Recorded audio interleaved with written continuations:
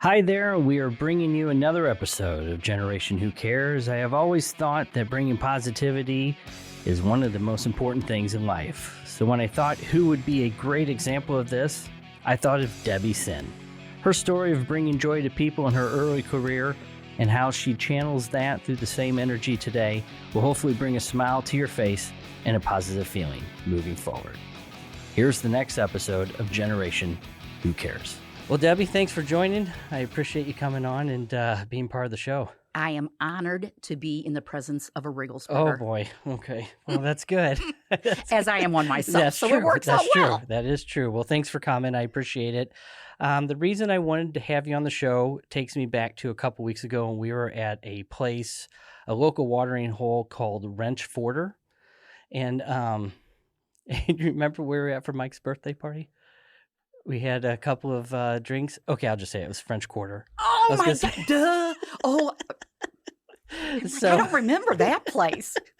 So I It might didn't have know been the if- bourbon shot. It I could don't have know. been. It could have been. But you had asked why you wanted me to have you on the show, and my answer was, you're a great motivator. You're very inspirational, and I just wanted to have you on the show to kind of spread that to everybody, because part of it is we live in a world today where it's not always rainbows and unicorns, Mhm. and in that time where it's not the best, there's Debbie.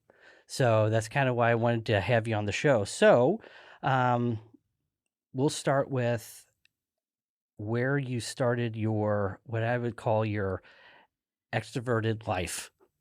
Where did that begin? Was it on the cruise ship? No, probably before that. Okay. My mom would always tell me that when we carpooled to Kirkwood High School, that everybody's in the car and they're tired and nobody wants to talk, but I would be in the middle seat going, "So what'd you do last night? How are you? Did you talk to anybody?" And she said people would just like stare at me so mad. "Just shut up, Debbie." But I can't stand silence. I want to hear good things. "What did you do last night? Did you do Yeah. anything fun?" So I think it started there. And I did, a lot of times I had punches in my arm, like, "Just please be done with you." But the cruise ship certainly did help. I had to be boisterous and out there and happy all the time. That nobody wants to be around somebody that's not when you're on vacation. Yeah. What was your position there that allowed you to kind of give that vibe out to everybody? Cruise director. Okay. I went to school at Southwest Missouri State. Missouri State, State. yep, as our kids there are now, or your kids are now, Yeah. and my kids also went there. But I went with a degree in recreation and leisure, which still to this day, my parents don't think that really was a thing, and they were upset they were helping pay for that. But Julie on the Love Boat, the show, I thought that just seemed so very cool, and found a degree and then a cruise line that was based out of St. Louis.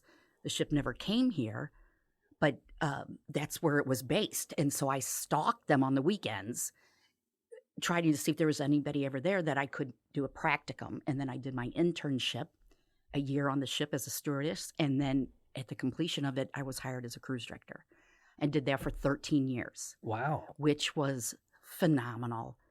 But it's not the cruise ship that you think of, like, what's the big ones? Like Norwegian. or Yes, something. yes, Yeah. the big amazing ships with 10 pools and casinos and nightlife. Our ship just had 254 passengers on it. It was American cruise, American registry, all American cuisine and staff. And the majority of the staff were from St. Louis. So as you were out there for 1 year, 1 day off a week, and you had St. Louis kids on board, Mhm. you weren't as homesick. And the ship, we followed the sun up and down the east and west coast, and then into the Orinoco River and the Panama Canal, Mexico, Virgin Islands, up into Canada. It really was very cool. So you got to travel and see so many things that a lot of people can't see or won't see. Yes, but in Yeah. our own backyard, Yeah. which was really cool. Yeah. Yeah, That's- and so many of we would travel by season, so we would be in the same place for a month or two every 7 days. We would be back in Nantucket Island or in Newport. So then you really got to see the town and ride bikes and explore and become very comfortable with that area. So, very lucky. So when you were on the boat and you're just talking to people and you're telling people all these positive or what I would call these exciting adventures that they're going on, how would you elaborate that to them? Were you on a blowhorn or would you get over the loudspeaker? Because I think one of the things about people who are outgoing, motivational, inspirational, which you are, is there's not this I would call it maybe this filter that people have where they feel like they're scared or they feel as if, well, I'm not going to go all out and talk this way because somebody may look at me weird. So when you were talking to people, were you standing in front of the 254 people or were you behind the curtain like in Wizard of Oz or what were you doing? In the beginning, I wish I was behind the curtain. I was on the PA throughout the day, or a microphone throughout the day, or just greeting passengers at the door, sending them off on a tour, welcoming them back on board. So talking all the time in front of people, and just like all of us, who likes to talk in front of people? It is one of the biggest fears everybody has. In the very beginning, when I first started, the first couple of weeks, they would knock on my door. Debbie, you're losing people in the dining room. You've got to come talk to them now. Let them know what the day is going to be all about. But I was in the bathroom throwing up because I was so nervous. Yeah. In the beginning, I wrote everything down that I was going to say, and then I literally read it, which was terrible. But then as I became more and more comfortable with the knowledge of what the tour would be like or what the history of the Thousand Lakes is all about or something in New York City, then it just became so common. It was very easy to talk. And then to meet all these people who were in their 60s to 80s and the knowledge they have about life, it was so fun to talk to them and pick their brains on what things are all about. Yeah. It just made it very easy. So a lot of older crowd, so you could just feel comfortable. You weren't going to get that, oh, she's just a young person who's crazy and energetic. You were getting people who were accepting of your I guess your skill set to be up front and talk to them about that. I mean, did it feel more comfortable with 60 and 80-year-olds than it would be if you're with 20 and 30-year-olds? You know what? I never thought about it like that. Oh, you learned something new today. I never did, Jason. Yeah. Yes, I would think, I don't know, man, maybe you think the younger crowd would break you down more, criticizing you, but the older folks, too, they're so knowledgeable, then they look at me and my English is not correct, or I'm saying, hey, you all, or you folks, welcome aboard, you folks. What's proper? Being from the Midwest, our the funny things we say are different than those on the East or the West Coast. So I don't know. I think just the welcomeness of the ships. The ships did that. The crew did that. My little brother even worked on board. So again, there's just that comfort of the family, and it was my home for so long. It was like putting on a shoe all the time. Yeah. Just comfortable. Yeah. Every day, it sounds dumb, but every day to wake up and I couldn't to see what the day was going to bring for us. Yeah. Yeah. That's great. So 13 years passes. You come back home and start a family? Yes. So I met my husband on board. Oh, really? Yes. I met Greg on board. He also started like myself, just like as a deckhand, and moved his way up through the ranks. And by the time he left the company 20 years later, he actually was one of the last people out the door as he was in charge of the ships.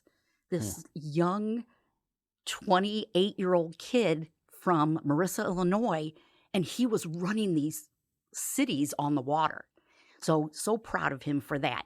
But then we got to sit at the captain's table, and him in his white uniform. Oh, hubba, hubba. Oh, and then it's just fun. So Greg stayed on, and he would be gone an awful lot. Well, then we started having kids, and by the fourth kid, and Greg was gone quite a bit, my mom, who had to help me watch the kids, said, that's enough. You guys need to, Debbie, you can't go on the ships anymore. I'm not doing this. So then I started working in the offices and helped train the cruise directors. And then after that, they allowed me to work from home, helping with the passengers with their transportation from the airport to the ships.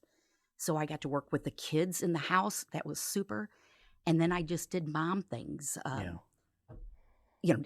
running all the sports. And then I started selling jewelry on the side. And Oh, that yeah. was a blast, going in people's houses and meeting. You're like the fly on the wall and get to watch families and friends and how they all get along together. That was very cool. I did that. Well, I'm still doing it on the side. Done that now for about 20 years. Then I got a call from one of my old buddies that worked on the ships, and he has his own company now. I think I'm okay to say it. Yeah. I mean, Hamilton Hospitality Events, Okay. which is 1111 Mississippi, Vin Dissette, PW Pizza, Hamilton Steakhouse, Winnie's Wine Bar, and I got to be hired as an events manager. And here I am again, getting to be around people and help make their events successful. And they're so happy to celebrate whatever it is, a birthday party, retirement, a wedding, a shower. And it's fun to be around people that are happy. That's great. Yeah, and I imagine that since that is we'll just call it a large company that you're working with, you've get all kinds of different people because you have different restaurants and different setups and things like that. So how does that play? So a little bit about your day-to-day. So when you get into the office, do you set up, or are you calling people, or are you meeting with the staff and then you're energizing them to get them going? How does that work? You nailed it. Yes. Oh, I will start tomorrow. Ding. Yes, Yeah. sir. Come on. It's all of a sudden you'll get a phone call from somebody that has a shower coming up, a wedding coming up, and they want, how can we help them to get this event going and make it successful? So then I also make sure there's the right liquor ordered, the food is ordered. I work with the chefs and the staff to make sure it's a successful event. And again, you just watch all the families as they come in and celebrate something good that's happening right then. Yeah, that's great. Tell me a little bit about the kids. Or the kids, I know them, but you know them more than I do. Have they taken the Debbie extrovert way, or are they a little bit more reserved? How's that panned out for them? Our oldest, Allie, who just had her third baby, Congratulations. she got to come home yesterday after 37 days in NICU. Okay. She tried to be born in Taco Bell. Oh. In the bathroom in Taco Bell, and thank goodness the ambulance got there, but we tease and say she should have named the baby Belle for Taco Bell.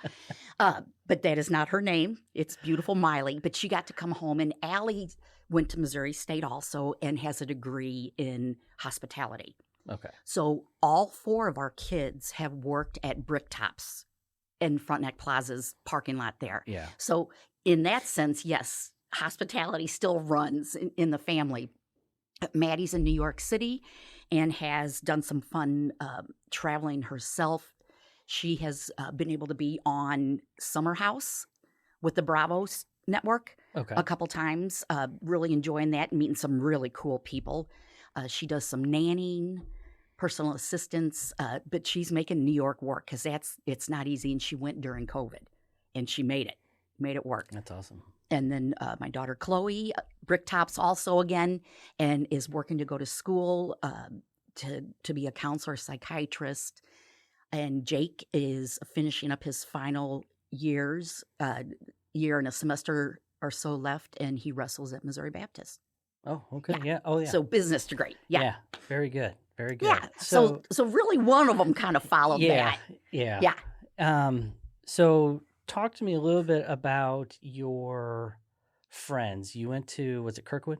Mm-hmm. Okay, Kirkwood. Graduated 83 in Kirkwood. I wasn't going to ask. That's but okay. You said, okay. Hey, I'm proud. Okay. And you have a large group of friends still that you hang out with.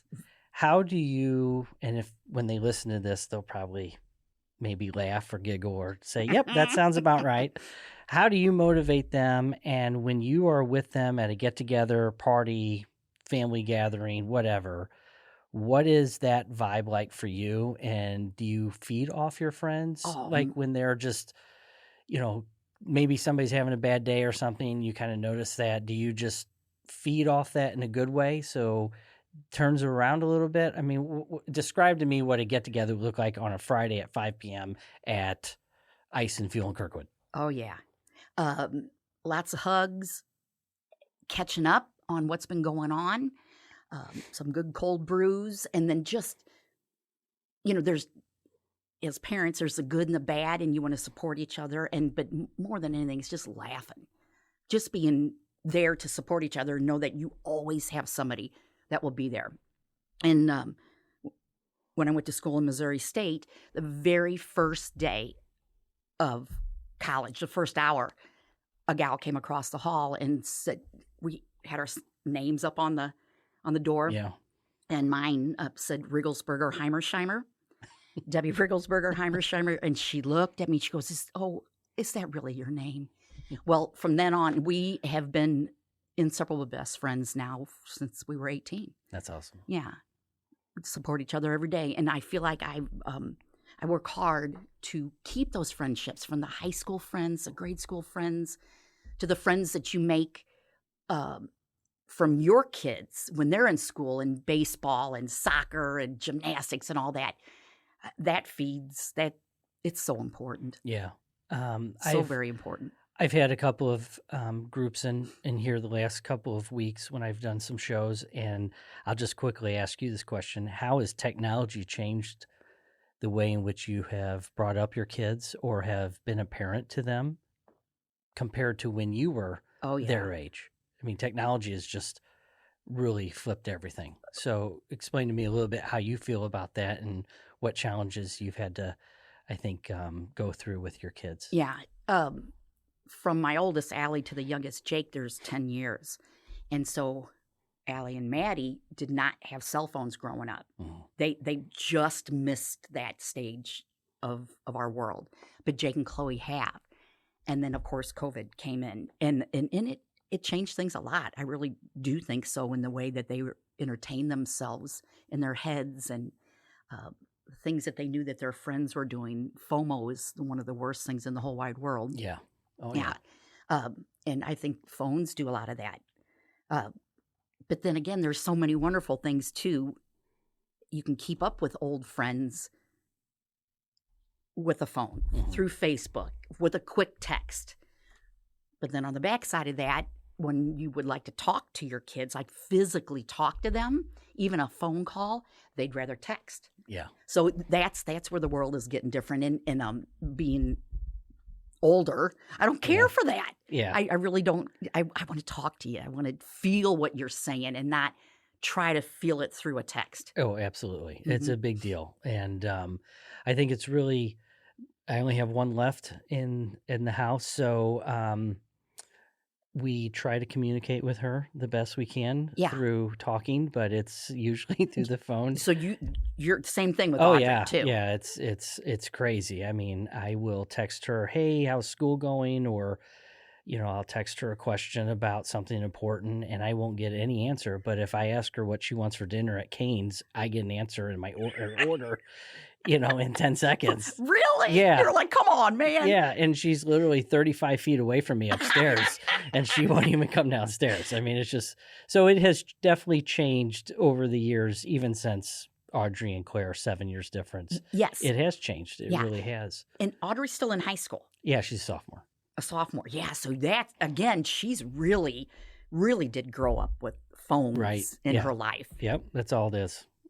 So it's definitely different. And I assume that during COVID, like you had stated, that was probably a positive thing for you to get the word out of your business, because you couldn't see anybody, but you could definitely talk to them through Facebook or through other means and let them know you were still out there doing your business. I know we saw you a couple times at the farmer's market selling your jewelry and things like that. So I imagine that those platforms helped you out in a big way. So much. And it's such a shame because it's so wonderful. Communication via the technology is so wonderful, but then again, it's really hard. Just like with our parents, drives them nuts. The computer is off a little bit and they can't figure out how to switch the TV on now, or the wrong button gets pushed. And that'll be us someday too. I guess it's just the way it is, the way nature kind of moves along. Yeah. But to keep an open mind is what you got to do, for sure. Yeah. So you have your family, everything's going good, and then several years ago you get diagnosed with cancer. Mm. And I remember when Mike told me that you had cancer and we were going to do the run, the Komen run for Yeah. you. And I remember going to that and trying to run. It was the worst attempt of physical activity, I think. Even though I play hockey constantly, Yes, what are running you is not talking a about? running is not a thing. So we did that. But tell me a little bit about how you went through that battle and how you continued to stay positive towards or during a diagnosis that is not good. I mean, it's anybody that hears they've had cancer. I've been there, Right. so Yes. I understand it. But how did you feel about fighting this, and what did you do to keep yourself in good spirits during that whole event? W- I kind of shot myself in the foot because w- was not getting mammograms, and I found a lump and I ignored it for a very long time. And then finally, when I went in, it was stage 3. So we went ahead and did a double mastectomy uh, with implants to come in, but then I had a car accident and it flipped the implants. So you could actually read the serial number through my skin. So we had to remove them again. So, Wow. yeah, it ended up just kind of being a big mess. So in the end, I finally just said, take them out. And now I get to be a braless hot chick all the time. Woo woo. But I didn't want my kids. I thought if my kids see me scared and sad, then they're going to follow suit. Mhm. I never wore a wig. I was totally bald, and I'd wear a ball cap or just be bald, and pick the kids up from school. And I just wanted them to know that if their mom could go through it and handle it, then they can too, and they shouldn't be scared. Mhm. And my family was amazing. My friends just stood up. We had an awesome shave party. I mean, it just on and on and on. They made a book about where did my boobs go, and Yeah. hilarious stuff. And it just, you laugh. As long as you can keep laughing and believing, um, that's what you got to do. Yeah. Stand tall. Yeah, and I think that's important for, like you said, the example, not just for the kids, but for your friends. Because if they see that you are pushing through and, yes, having a good time with it, if you will, Yeah, being laughing silly. and yeah, We were silly a lot yeah, with it. yeah, and I think that's what's so important. Sometimes people have the diagnosis, or even another event takes place, and we immediately kind of get into this zone where we're just gonna sit down and let it beat me, or just take over, and that's just not the mentality that I think we need to have. And that's on a lot of things, but especially when it comes to health and medical issues. I think sometimes people, they just sit down and they just let it hammer them, and you just can't do that. No, there was too much more fun to be had. Yeah. Because I think if you can do that positive spirit, then I think your body gets it. Yeah. And if you're trying to lift yourself up, then you stay up.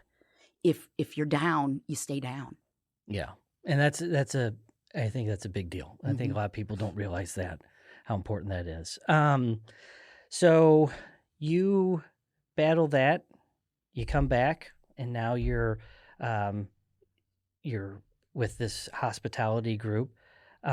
Tell me a little bit about, and I don't know how much we can get into it, but when you got the letter from the Hoffman people, I remember you're telling me the story how you got that letter, and I think we were again at Wrench Forder. Oh, yes, and yes. Now I know. Yes, I know what you're talking about. And we do seem to meet there often. Yes, and we were there talking, and you had mentioned that you received a letter from the Hoffman family who was working on the Augusta project out there in St. Charles County.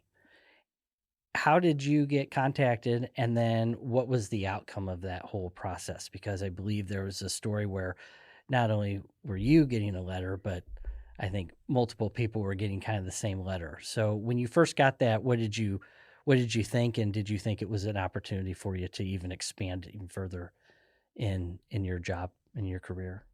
I, at that time, I like to stay very dedicated to the people that I love and work with. Yeah. And there was no way I was going to leave Hamilton Hospitality because I've known these guys since we were in our 20s. And I'm there. I'm not going anywhere. I'll be there to stay there. Yeah. And give it all I can.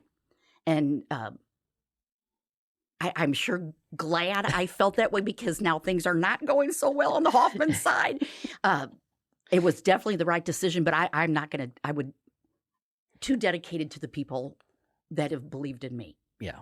And that's great. There needs to be more people like that.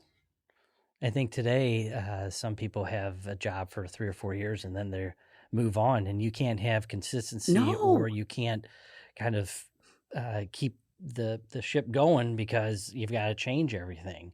What do you think motivates people to stay at their job as long as they have, like you have? And then what motivates people to go away? Is it money? Is it the idea that they're going to get a promotion and it doesn't happen? What have you seen, and what makes you stay with your group as long as you've been there, that you're going to just, that's where you're going to end your career and retire from? Oh, oof. A lot of questions there. Probably No. Okay. I think people, I certainly understand the money aspect of it, you know, and when you're raising a family and or if you're the main breadwinner, you got to think like that. You know, you're, it can't always just be for the love and passion of that particular company if you're not paying your bills properly. But I have been lucky enough that my husband is the main breadwinner, and so I can, I'm lucky enough to do it so I can follow my passion maybe a little more.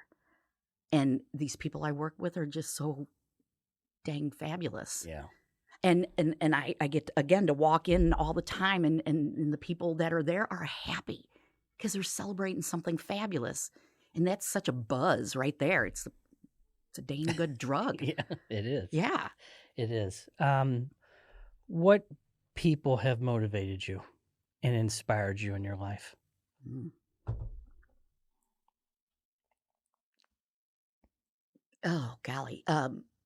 You know, cliche to say my parents, our grandparents, the fact that both of our grandpas were brothers, cool people that have lived a life that we'll never live. And they rose above and became great people, great parents. And here we are. Yeah. Certainly that. But I just want to be around people that are happy and that are having fun. Those are the kind of people that draw me to them, is to be happy and silly and fun and do it together. Talk about your parents a little bit. And I know that you lost your dad a few years ago. And your mom, she's doing well. She is. And I've seen her at Wrenchforder once or twice. You're How old's your mom? 82. Okay. Don't tell anybody. All right. Maybe she won't listen. But when you were growing up, were they always open to you, just like you said when you're in the car at the beginning? Were they always just like, Debbie, you are... Shut up. Yeah, you're too much. Did they ever tell you just to calm it down or knock you down a peg or two? No, they never did. I mean, my sister and brother pulling my hair, pinching my arm kind of thing. I know they probably did. But no, they were just always rolled with the punches. But when, I guess when your kid says to you, hey, I want to work on a cruise ship and be Julie on the Love Boat, they had to think, well, okay, you're nuts. Yeah. That doesn't happen. But thank goodness it did. And they got to come out on the ships with us a lot too. So they got to really see what that was all about. But no, they supported us kids wonderfully. And they're hardworking people. But yet they worked so hard they could retire in their early 60s. And then they got to play and had great, wonderful life together. They dated since they were 12. Wow. 12. Wow. Isn't that the coolest? Yeah. Yeah. I did not know that. Mm-hmm. Okay. It was my mom's first kiss. I'm not sure about my dad, but that's a long time. Yeah. Yeah. And they are something that you don't see anymore. You and Becky have been together a long, long time. I'm proud to say my husband and I have been together 34 years. Wow. That's We great. don't see that as much anymore. When you Yeah. go to buy cards, the 50th anniversary section's really small. Mhm. And that's a shame. Yeah. It really is. Yeah. Did you in high school what did you do in high school did you do any sports or things that would allow for you to kind of be this upfront person, this person that was the leader, maybe captain of the team? I could see your face. So Jason, oh no my way. Lord. What did you do maybe in high school or right after high school before you got on the boat or when you're in college that you really just were kind of out there? See, And I don't think I ever was. And my freshman year, I didn't even know what field hockey was, but I went out for field hockey, and the award I won, Yeah. spaciest. I what literally does that have, even mean? yeah. Well, it means I was a dork. The one out there, like the kids looking at the bees and swatting at the flies. And then I played hockey for a short time until I scored a goal for the other team. Oh. Yes. Yeah, that's a no-go. No, then I was let go from that. Kirkwood rink. And then I was a cheerleader. So that was fun to be able to be in front of that crowd. I thought there's no way I could do it, but I did. And it was very cool, very fun. Do you think that part of being a cheerleader was you felt comfortable in that environment, which has led to how you are today? Because maybe you weren't that outgoing when you were younger until you kind of got that feel, oh, this is not a big deal. This is not a problem. And it just kind of progressed into really what you're doing today. Do you think that may have been the start of it? Maybe it was. Or I think it was that big dorky girl in the hallways that always said hi to everybody. I want to meet as many people as I can, be nice to everybody, to just know that you left a good imprint on somebody in a moment. Feels pretty cool. Because a lot of times, and you hear about it all the time now, is you don't know what people are going through. Mm-hmm. And for example, I was at the parking lot down the street from the house getting something for dinner, and there was a gentleman probably in his 20s yelling at a older couple that had parked right across from him.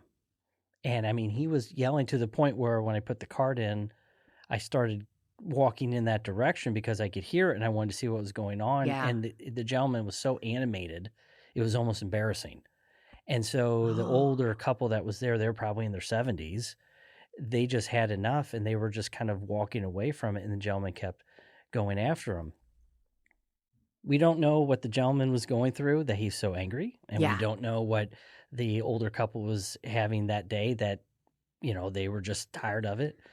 What do you suggest to people when you have a situation where somebody's having a bad day, one of your employees, or maybe even you're doing an event and it's just not going that well?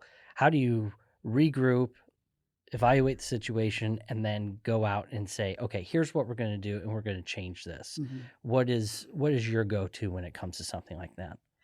Well, like you said, always have an open mind. Why is somebody freaking out at the moment? What brought them to that? And maybe they are just having a bad moment. So keep that open mind and then try to find humor.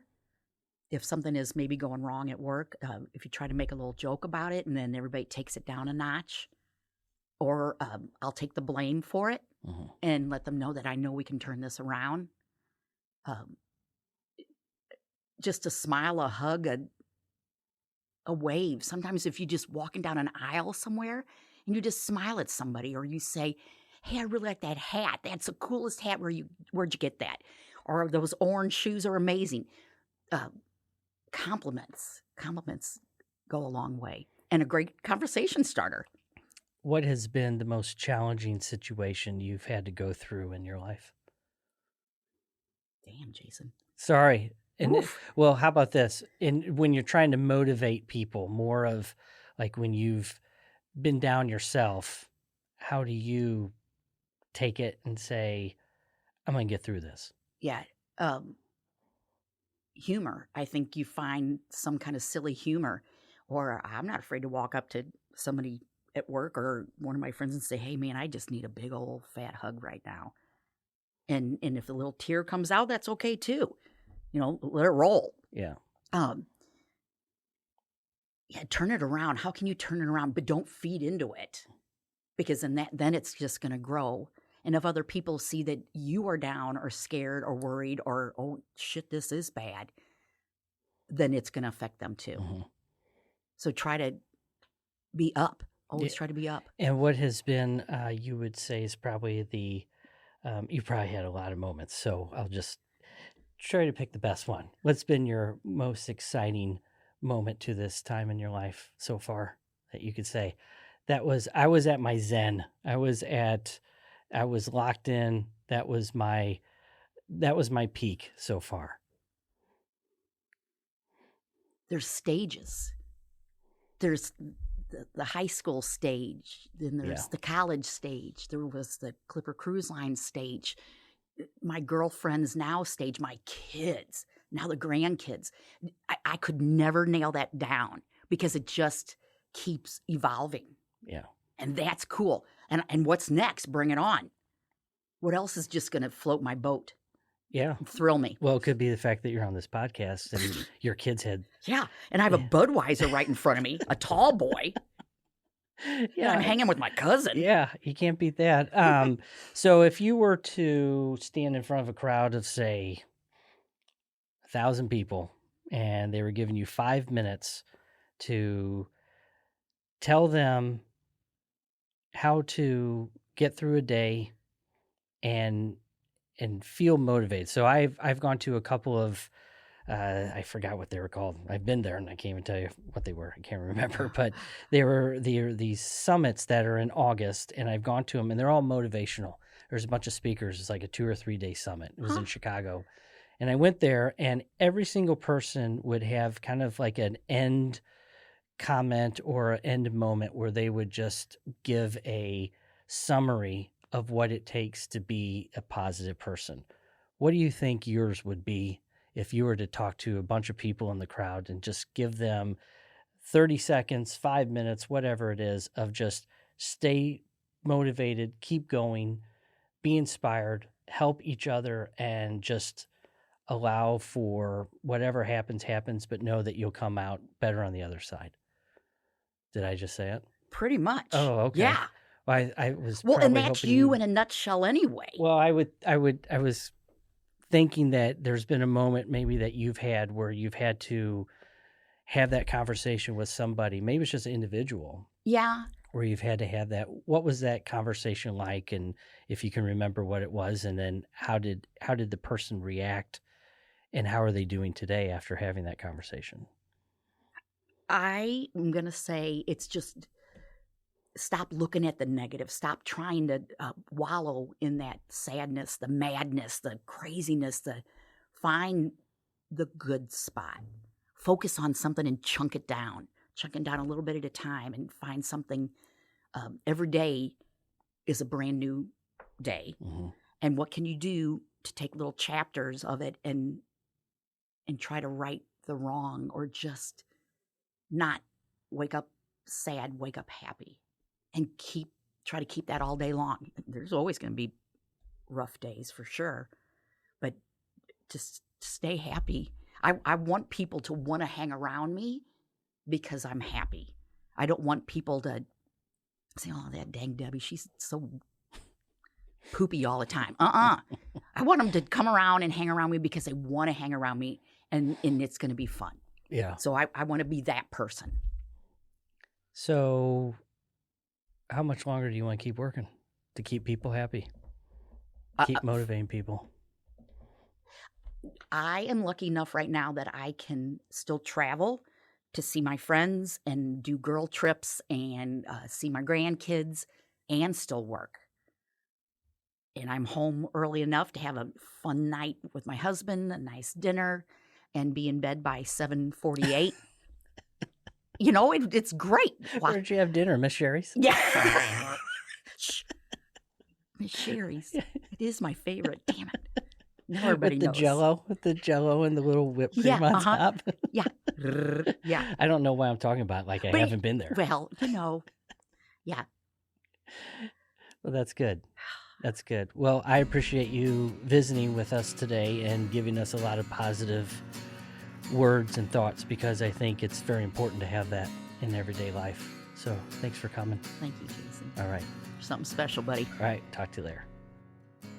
Thank you for taking the time and listening to the Generation Who Cares podcast. We hope you learned something new today and enjoyed the content. We would like to hear from you on any topic ideas for future shows. You can contact us through our email at genwcpod@gmail.com. That's genwcpod@gmail.com. Until next time, 7-5.